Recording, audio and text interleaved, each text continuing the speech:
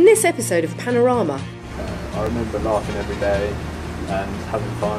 We will be investigating the dangers of Twitter and the situations people can find themselves in. We need our users to have the freedom that they deserve.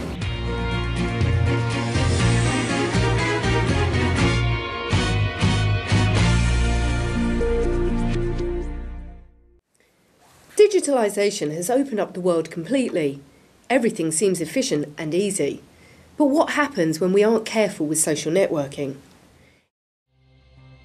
Jordan Timothy is 19 years old and was sentenced to 1 year in prison just 4 days after his 18th birthday. Jordan was a student but always found himself distracted by Twitter on his phone. He was introduced to some friends that got him involved with online hacking. After just months of practice, he managed to get into Danny Dyer's Twitter account. He was able to access all of his private messages and post tweets on his behalf. Jordan started sending death threats to fans and other celebrities whilst the actor was on holiday in Egypt. Regardless of Dyer not knowing what was happening, the police were able to track Jordan within an hour after the posts were uploaded, as they were reported so many times. A statement was released by Dyer's agent stating how the celebrity and himself were clueless about what was happening, but they still apologised to all people affected by the tweets. We caught up with Jordan in his hometown to see what he had to say. At the time of the hacking, did you realise how serious this was? No, I really didn't. At the time I just thought it'd be a laugh and no consequences, but I couldn't have been more wrong really. Once you got into the account, what convinced you to step things up and start sending death threats? Well, at the time I was in an internet chat room with some other hackers that were amazed by some things I'd done, especially after a few months of learning.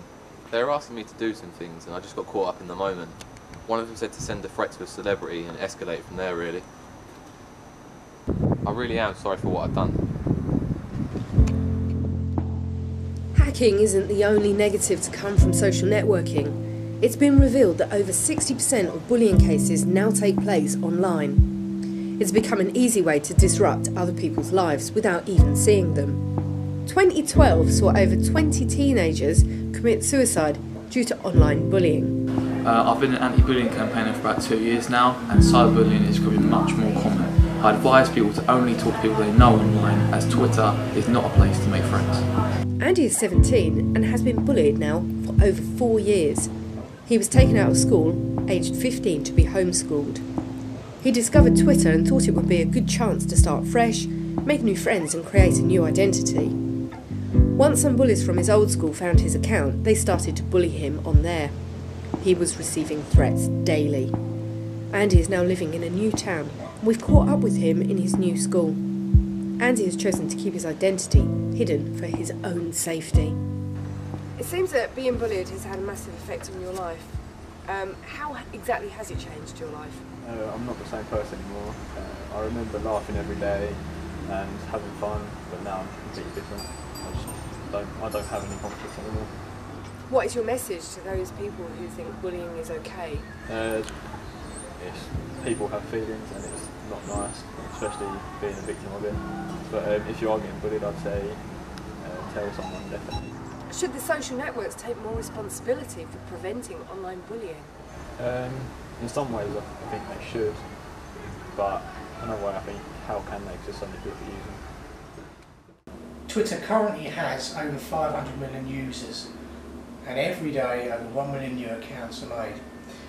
Obviously there's going to be certain social problems online. We try our best to stop offensive content getting out there, but at the same time we need our users to have the freedom that they deserve.